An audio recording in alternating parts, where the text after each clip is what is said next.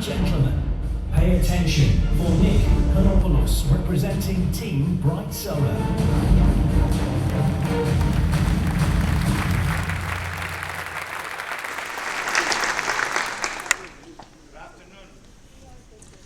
Are you ready for more startup stuff? Okay, let's go with Brite Solar.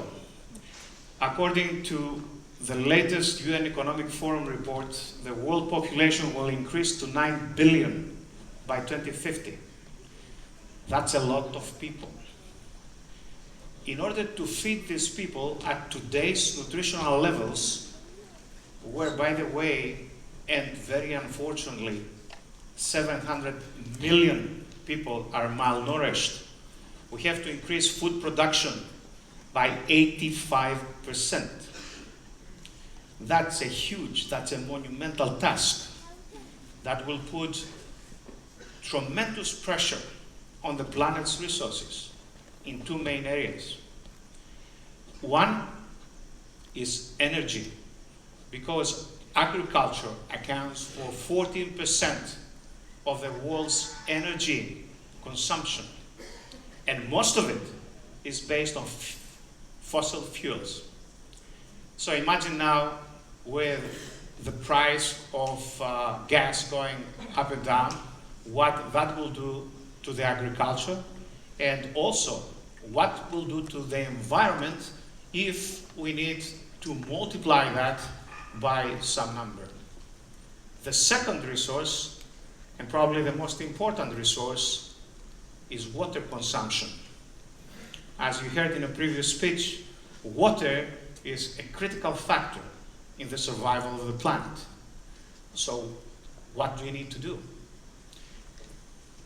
What we do always as human species, we use technology to solve critical problems. And the technology is available to us. It's controlled environment agriculture through greenhouse farming. Research published this year by Arizona State University shows that the yield in producing crops in a greenhouse is 10 times X than in-ground farming. Not only that, but the water consumption is 10 times less. So these are great news. However, as you very well know, nothing comes for free in this life, and the cost you expend in order to achieve those two very important numbers is energy cost. Greenhouse farming uses 10 times the energy in order to produce crops than in-ground farming. So the question becomes, how do you feed all these people using technology that requires so much energy, both in terms of cost for supplying the energy, but also in terms of environmental impact? That's the mission of our company. To solve the 28% operational cost in a greenhouse, which is energy cost. So we have developed nanomaterials which we deposit in a unique way on a glass in order to produce transparent solar glass, 70% transparent. Why is that critical? Because if it's less than 70% transparent, then the greenhouse cannot operate because the plants need light in order to photosynthesize, and the threshold is 70%. So we produce 70% transparent solar glass, and that glass generates energy, which we try to make sure that this energy neutralizes the energy bill of the greenhouse. We run a pilot project in Greece on the premises of the Greek Agricultural Research Institute, where we built 2 greenhouses, 100 square meters each, one with solar glass, one with regular glass. The first results are really encouraging because we get comparable yield. They cultivated hydroponic tomatoes, by the way. Tomatoes are very popular in Greece, also in Holland.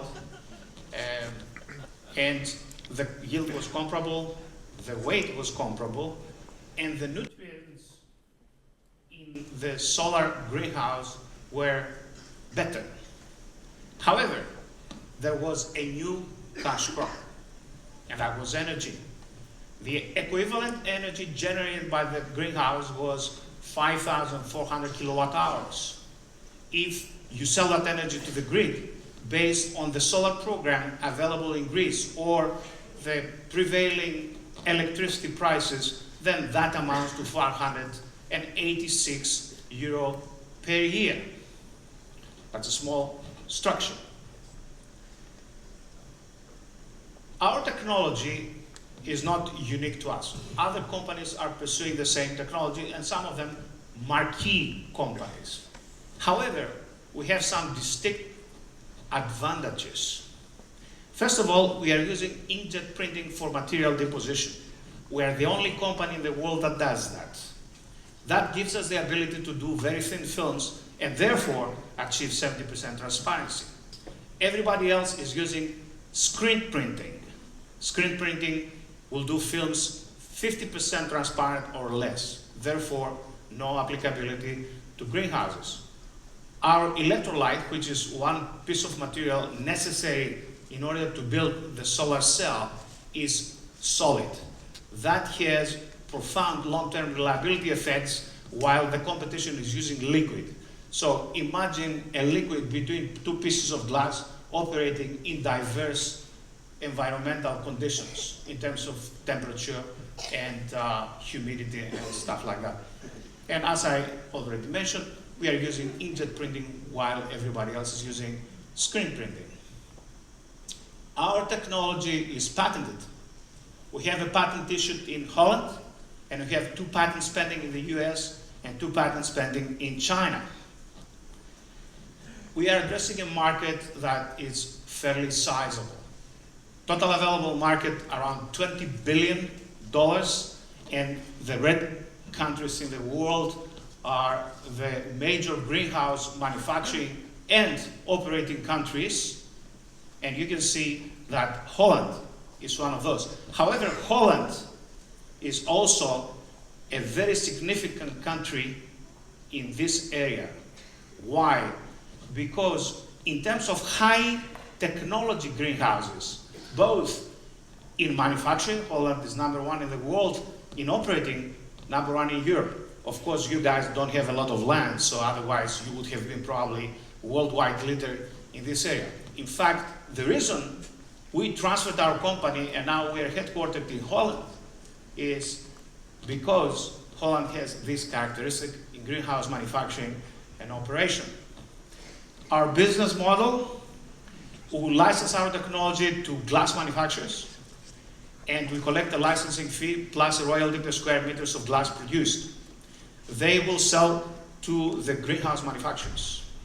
We also have an agreement with them to offtake part of the production and then sell to the end customer for either new greenhouses or retrofit projects, existing greenhouses, but they want to change the glass and incorporate solar glass in order to have energy sales and therefore the new cash crop I indicated. If you go to our website, you will see a very cool tool. It's called Brite Green Designer. That tool allows anybody to locate a greenhouse any place in the world, indicate how many square meters of glass is used in the greenhouse, and then get a very detailed design for the solar system of the greenhouse and detailed financial analysis for the investment in the solar glass and the return on investment. We have customer traction with glass manufacturers, greenhouse manufacturers, and greenhouse operators. This list is not inclusive, it's indicative. 80% of what you see in this list has signed a letter of intent to work with us. However, we go one step further because we have already signed our first licensee, a greenhouse manufacturer in China with a very interesting business model, and a greenhouse operator in Greece who will take delivery of 100,000 square meters of glass by the end of 2016. Now, the question I get in talking to people is, okay, greenhouse operators are very sensitive to cost. If they go to the bank because the IRR in cultivating tomatoes and other crops is very small, if they go to the bank and they say, okay, now my greenhouse costs a little bit more because I'm using this solar glass, the bank might say, no, you cannot do it. So we are talking to the bank to make sure that our product is a bankable product. And what is the best bank to talk to in Holland? Rabobank, because these guys finance probably 90% of agriculture in this country. And the leader of Rabobank in Venlo, that's what he has to say about us. He believes that our technology is an innovation that helps or even goes towards guaranteeing sustainability in this area. We have a veteran management team. Collectively, we are approaching 100 years of professional experience. The first 3 people in the team have done startup companies before, and they also had successful exits before. They also worked in Fortune 500 companies running company divisions with P&L responsibility. So we have a pretty good experience in running this stuff. In addition, in our fully equipped lab in Greece, we have a staff of very talented material engineer people, and our entire team is about 12 people at this moment. How our roadmap looks like that: we have our first customer, our first booked customer.